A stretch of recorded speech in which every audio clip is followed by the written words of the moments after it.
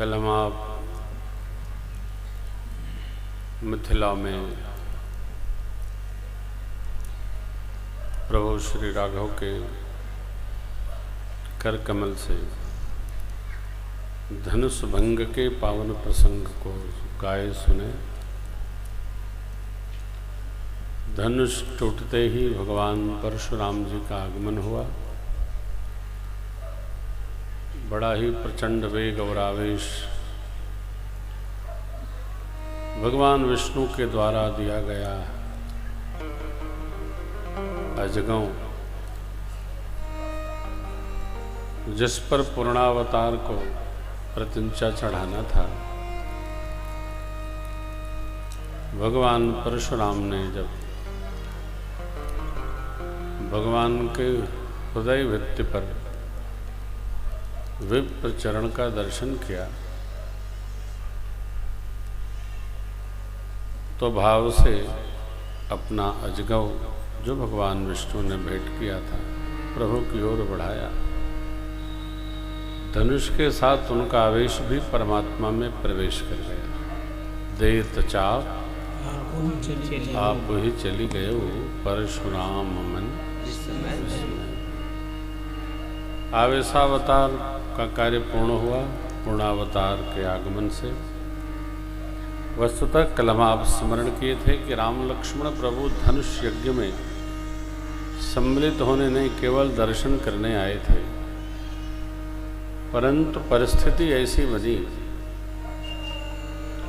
कि लक्ष्मण जी को आवेश लेना पड़ा और भगवान को धनुष यज्ञ में प्रवेश होना पड़ा। वीरत्व की ललकार बर्दाश्त भई नहीं, स्वीकार भई नहीं, तो लक्ष्मण जी ने क्या कुछ नहीं कहा। सुनहु भानु कुल पंकज भानु, कहूँ स्वभाव न कछु अभिमानो, जो राहुर पामु कंदो कैव ब्रह्मांड। गेंद की भांति ब्रह्मांड को उठा लूंगा, घुमाऊंगा, कांचे घट जिम डारों, सकऊं मयूर मूलक जिम तो। भगवान ने शांत किया और गुरु आज्ञा पाकर मेरे प्रभु ने धनुष का भंजन किया। तीनों लोक में जय जयकार हुई। माँ ने गले में विजय जयमाल डाली अर्थात वर्ण कर लिया। मिथिलापति ने गुरु विश्वामित्र जी से पूछा, प्रभु आगे के लिए क्या आज्ञा है? गुरु विश्वामित्र जी ने कहा, हे राम, हे मिथिलापति, धनुष के टूटते ही विवाह का एक प्रसंग तो पूर्ण हुआ।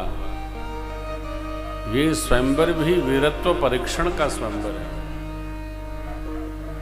अब आपके वंश की जो विधा है, परंपरा है, उसके अनुसार निर्वाह करिए। विवाह में सर्वकाल वंश परंपरा के अनुसार विधि करनी चाहिए।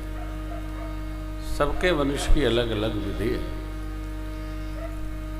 विवाह में बहुत खटरम पटरम नहीं करना चाहिए। और जाति कुजाति विवाह तो कदापि नहीं करना चाहिए।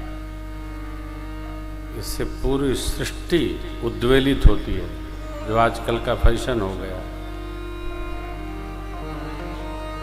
पार्थ ने सीधा सीधा भगवान श्री कृष्ण से पूछा, कितने लोग युद्ध में मार दिए जाएंगे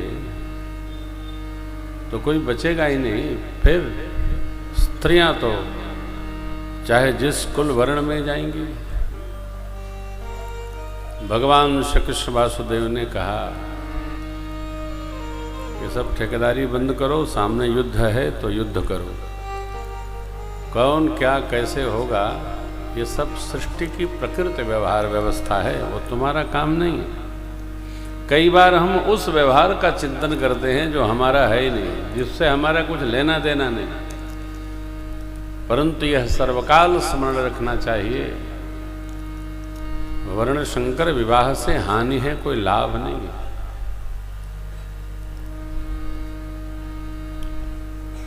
कलिकाल है साहब, इसमें तो सब नहीं चलता है। सब जो चलता है वो सब धर्मपथ है, धर्मपथ नहीं। मिथिलापति को गुरु विश्वामित्र जी ने कहा, जैसे आपकी वंश की परंपरा है उसका निर्वाह करिए।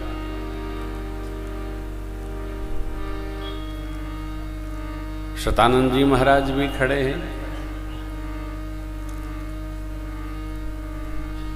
महाराज, योग्य तो यह है कि पत्रिका भेजी जाए अवधेश के पास और बारात अयोध्या से चल कर आए, फिर मिथिला में सविधि विवाह संपन्न हो। आप में से जो लोग श्री रामचरितमानस जी का पाठ करते होंगे, उनका ध्यान इन पंक्तियों पे नहीं आता है, नहीं जाता है, क्योंकि हम लोग केवल पाठ करते हैं। श्री रामचरितमानस भगवान राम के चरित्र का मानसर है, अर्थात साक्षात रामस्वरूप है। श्रीमद् भागवत कृष्ण स्वरूप नहीं है, भगवत स्वरूप है। भगवान के जितने अवतार हैं उन सब की कथा है, अर्थात भागवत भाव की जो ग्रंथावली है भगवत स्वरूप की, उसका नाम है श्रीमद् भागवत। सभी पुराण अलग अलग इष्ट देव ऋषि मुनि उनके स्वरूप का वर्णन करते हैं। श्री रामचरितमानस इतिहास ग्रंथ है, पंचम वेद है। इसमें क्या है? राम स्वरूप का वर्णन है। और आप दर्शन करेंगे, पूज्यपाद गोस्वामी तुलसीदास जी महाराज वैदिक विधा का सर्व प्रकार पालन करते हैं। वेद विधि, पौराणिक विधि और लोक परंपरा, ये तीनों को मिलाकर तब सभी कार्य उत्सव संपन्न कराते हैं। यहां क्या परंपरा है महाराज? कुल परंपरा है। कन्या का पिता वर के पिता से मिले, आग्रह करे, वर का वर्ण करे, उसी को हमारे यहाँ वरक्षा कहते हैं। वर को चुना जाता है। ये आर्ष विवाह है। आर्ष, आर्ष माने आर्यों के द्वारा संपादित व्यवहार। सभी विवाहों 8 प्रकार के विवाह हैं। 8 प्रकार में सबसे श्रेष्ठ ये आर्ष परंपरा। आजकल तो गधे भी पूजा की पंजीरी खा रहे हैं। अधाधुन दरबार में गधा पंजीरी खाएं। जिसको जो देखो वही बोले दे रहा है, जिसको जो देखो वही करे दे रहा है। ये ध्यान रखना चाहिए। पैसा धर्म नहीं सिखाता है, पैसा सामान देता है। खरीद लीजिएगा आप, लूर नहीं देगा, ढंग नहीं देगा। ये तो हमारी परंपरा क्या है, हमारे कुल की विधि क्या है, इसका बोध अपने श्रेष्ठ जन बताते हैं अथवा सदग्रंथ बताते हैं। एक पद है, हमें निज धर्म पर चलना बताती रोज रामायण, सदा शुभयाचरण करना सिखाती रोज रामायण। जिन्हें संसार सागर से उतर कर पार जाना है, जिन्हें संसार सागर से उतर कर पार जाना है, उतर कर पार जाना है। उन्हें सुख से किनारे पर लगाती रोज राम जी का अयन, अयन माने घर। ये रामायण क्या है? या तो राम जी का घर है, राम जी का चरित्र है, राम जी का दिव्य जीवन है। इसको गाने से, सुनने से, पढ़ने से, समझने से, रहने से मानव जीवन धन्य धन्य हो जाए। राम अयन रामायण।